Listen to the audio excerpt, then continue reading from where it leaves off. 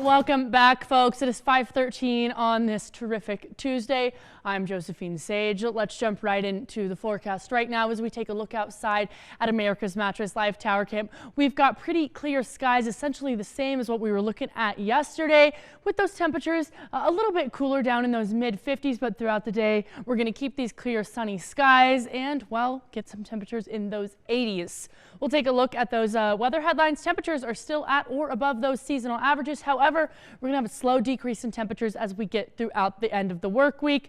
Just a couple degrees every single day. And as we get into the end of the work week, there's actually some rainstorms that could be moving on in and actually stick around with us throughout the end of the work week, into the weekend, and, well, into the early work week as well. We'll take a look here that we've got some exiting out over the plains right now. And if we take a look a little bit more widespread today, that's all the storm potential. Some strong to severe storms are possible kind of on that eastern border and across those plains, leaving us with some clear skies, maybe a little bit of some winds, but still pretty mild. As we take a look at those rainfall potential for today as well, we'll notice that Front Range area quite a bit, well, just a better chance for flooding, quote unquote, increased southwest flow leading to, well, some rain development. And then that's when it's going to hit those strong and severe storms across those plains.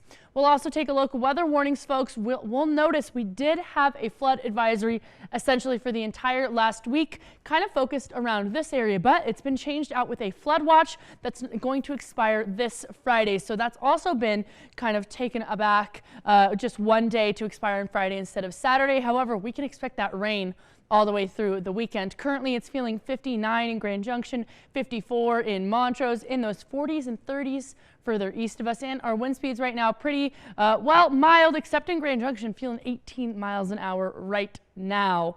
Our almanac will show us that afternoon high is going to be 87 instead of our typical 83. That low end, 56 instead of 52. And we'll take a look at that dog walking forecast. I've got Miss Isis hanging out with me this week. 9 a.m. 70 degrees, noon 81, and 3 p.m. 86 again, all with those mostly sunny skies. And if you'd like to send me a photo of your dog, please feel free to at jsage@carryxtv.com.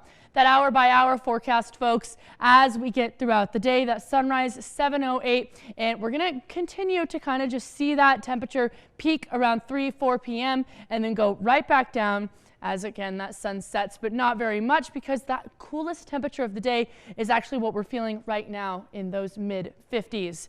I want to remind you that summer countdown 22 days away until June 21st, folks. And we'll take a look at that pollen forecast. Trees on the high end, not many weeds, a little bit of some grasses, and a little bit of some mold. Tonight, 55 in Grand Junction, 50 in Montrose, and that storm potential as we get into tomorrow is still about the same, with the strong and severe storms mainly in the evening hours tomorrow along that same area along eastern Colorado and the plains. The extended forecast will show us, again, about 30% chance for storms as we get into late Thursday night into Friday, carrying throughout the weekend, where that chance for storms will increase a little bit more on Saturday, Sunday, and into the early work week. So we will continue to track this storm as we wrap up the work week to see how much rain we're actually going to get.